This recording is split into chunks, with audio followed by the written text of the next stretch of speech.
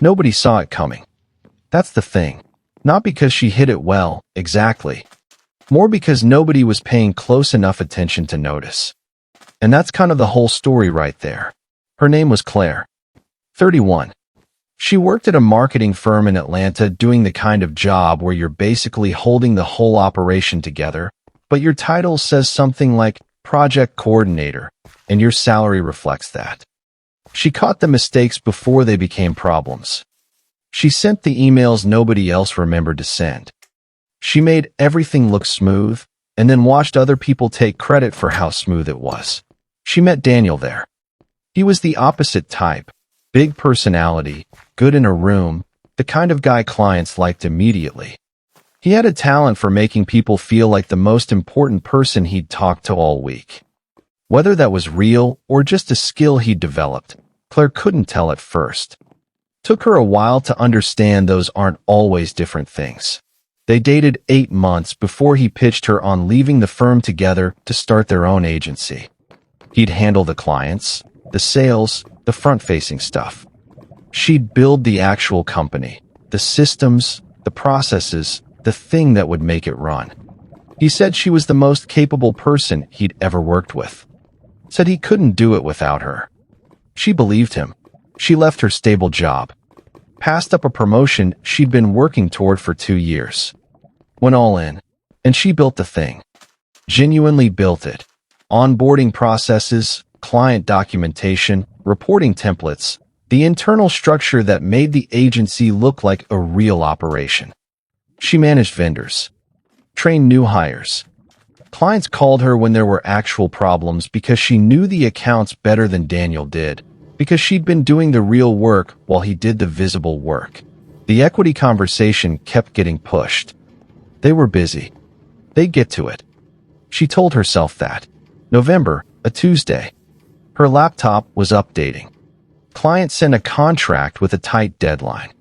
Daniel was in the shower, laptop open on the counter. She forwarded herself the email, and on her way out she saw it. Top of his inbox. Subject line, equity structure, revised. She sat down. She didn't open it. She just sat with those 4 words for a minute. Meaning a thread. Revised, meaning there was already a version before this one. Equity structure, the thing she'd been told would get sorted out once they had breathing room. Somebody had been working on it. Without her, Daniel came out of the shower. She asked if he slept okay. He said yeah. They made coffee. She didn't say anything. Not that day. Not the next week. She carried it for 2 months without a word. Most people can't do that. You find out something like that, and it comes out of you. In your voice, your face, the way you hesitate before answering something simple. It leaks. And once it leaks, the other person knows something changed and you've lost your footing. Claire didn't leak. Partly that's just who she is. But also I think she understood pretty quickly that the only thing she had going for her right then was that he didn't know what she knew. And she wasn't going to throw that away on a fight she wasn't ready for. Instead, she started looking at things she'd signed without really reading. Incorporation papers. Her name wasn't anywhere in the ownership. Operating agreement. Not there.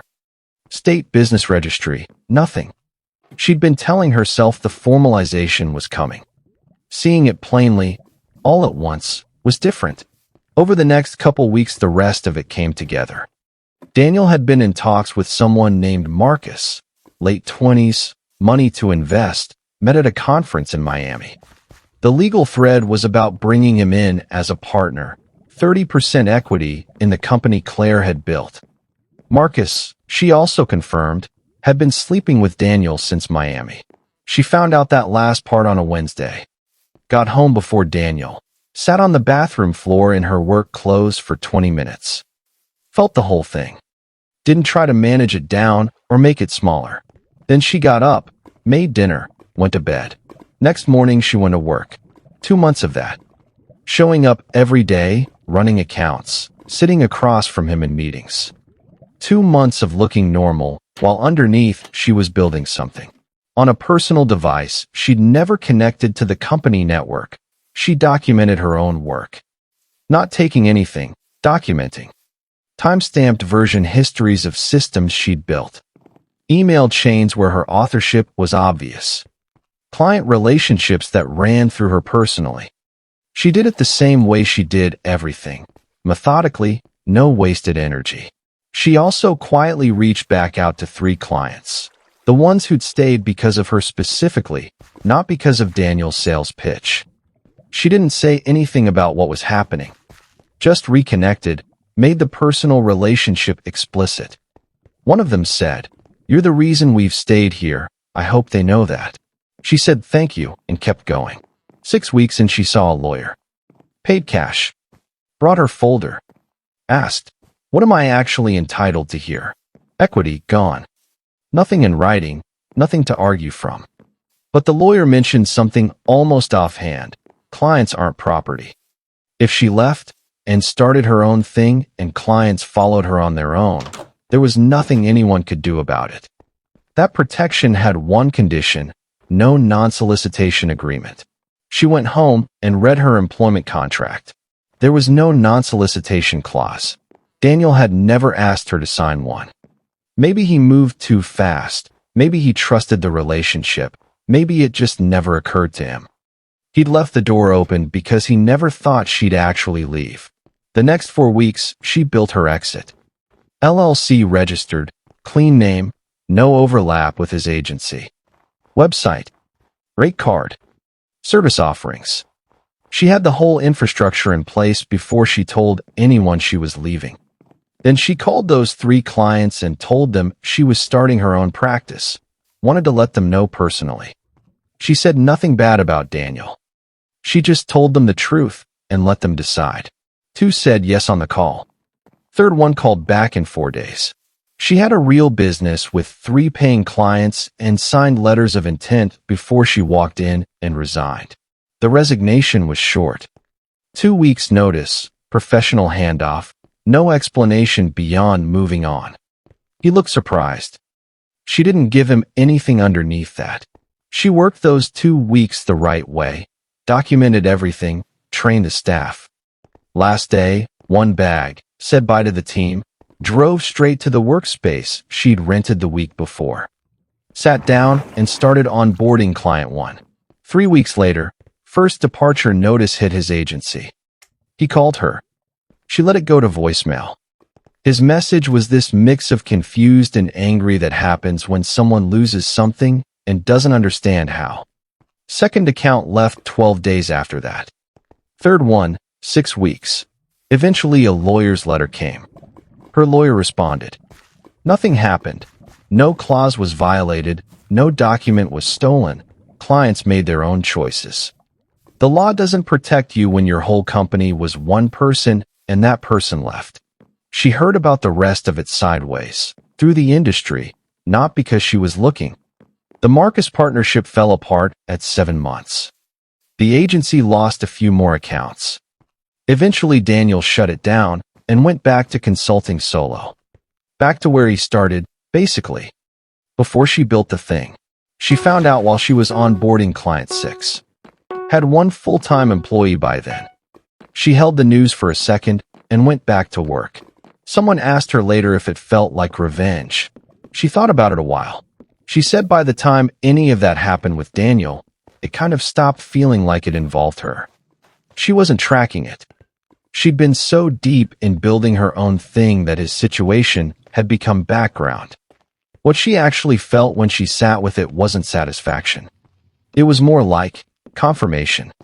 Something she'd already known since she looked at those incorporation papers and found her name nowhere. That what she'd built was real. That she'd done it. Could do it again. She looked at the office while she said that. Client folders, employee visible through the glass, her name on the door. Doing it again. Right there. Better arrangement this time. Here's what I think actually matters in this story. Not the strategy, not the client list, not the company falling apart. It's the 2 months. Think about what it costs to show up every day to something you've already decided to leave. Do it well, and not let any of it show. Not because you owe anyone anything. Just because anything less would hurt what you're building on the side. That takes something most people don't have, and not because they're weak. Because that particular pressure is enormous and it finds the cracks. Claire held it. She felt everything. She just felt it privately. Shower floor on Wednesday was real. The anger was real. She gave it the space it needed, then went to work. There's a version of this that goes sideways, where the pain becomes the whole project. Where she spends the next year making sure he understands what he lost. Where he stays the center of her story long after there's no business relationship left. Those stories end with the person still defined by the wrong. Still in it, in some way, even when they think they've moved on. Claire didn't do that. She didn't try to destroy his agency. She just took herself back. Pointed everything she'd been giving his project at her own. What happened to him was just the natural consequence of building a business on someone who eventually stops running it for you. That's it. She redirected. The most powerful thing you can do when someone decides you're worth less than you are isn't to hurt them. It's to build something that makes the argument for you. She knew that. Not as a theory. As the only option that actually made sense given what she had. One last thing. Someone asked her what she would have done if she'd never seen that email. If the update had finished, if the client hadn't been urgent, if she'd never known. She sat with that. Said she thought she would have found out eventually. Things with that much weight come up one way or another. The question wasn't whether. It was what she'd be holding when it happened. Said, I got lucky I found out before I needed to. Then she looked at her desk. Said, I don't think about the luck that much. I think about what I did with it. That's the whole thing. Drop a comment if any of this hit. Even just a word. Subscribe if you want more. Next video is already done. He thought she'd never find out. She'd known for 2 years. See you there.